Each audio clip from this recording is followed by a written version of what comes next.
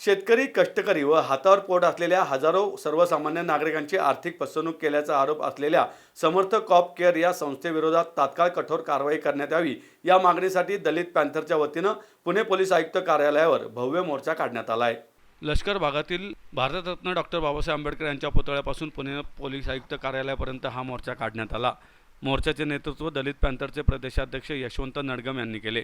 यावेळी संघटनेच्या वतीनं मागण्यांचे निवेदन पोलीस आयुक्तांना देण्यात आले। आमच्या मागण्या 4 दिवसात मान्य न झाल्यास मुंबई येथे विधान भवनावर मोर्चा काढणार असल्याचा इशारा यशवंत नडगम यांनी यावेळी दिलाय। यावेळी आंदोलकांनी फसवणूक प्रकरणातील मुख्य व सहआरोपींना तात्काळ अटक करण्याची मागणी केली। तसेच प्रकरणात सहभागी असलेल्या सर्व एजंट व मध्यस्थांवर गुन्हे दाखल करून आरोपींची बँक खाती, मालमत्ता व आर्थिक व्यवहारांची सखोल चौकशी करावी व जप्तीची कारवाई करावी अशी मागणी करण्यात आली।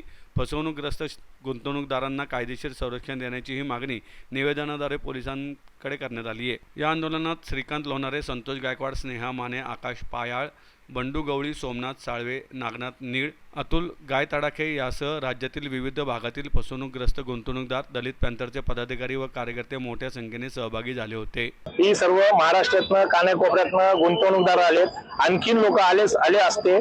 कमी वेळेमध्ये आम्ही कमी लोकांमध्ये आम्ही ऐलान केलं होतं की आज सिटी ऑफिस वरती आपल्याला मोर्चा कशासाठी न्यायचा आहे। ज्या ज्या गुंतवणूकदाराची फसवणूक झाली त्या गुंतवणूकदारांचा जबाब नीट होत नाही, त्यांचा जबाब नीट झाला पाहिजे। आणि जे आरोपी अजूनपर्यंत अटक नाही, आरोपी अजूनपर्यंत ज्यांना केलेलं नाही त्या लोकांची यादी दिली, त्यांचे मोबाईल नंबर दिले, कोणी किती पैसे कुणाच्या अकाउंटला आले ते अकाउंट नंबर सोबत दिलेत। त्याचा जो हडपसरचं ऑफिस आहे अजून सील करण्यात आलं नाही। अशा कितीतरी प्रॉपर्टी आहेत अजून त्यांनी सील करण्यात आले नाहीत। अशा सगळ्या प्रॉपर्टी त्यांनी ताब्यात घेतल्या पाहिजे। DSK कुलकर्णीचं तुम्ही बघितलं असेल, 15,000 करोडचा घोटाळा होता, हा तर 27,000 करोडचा घोटाळा आहे।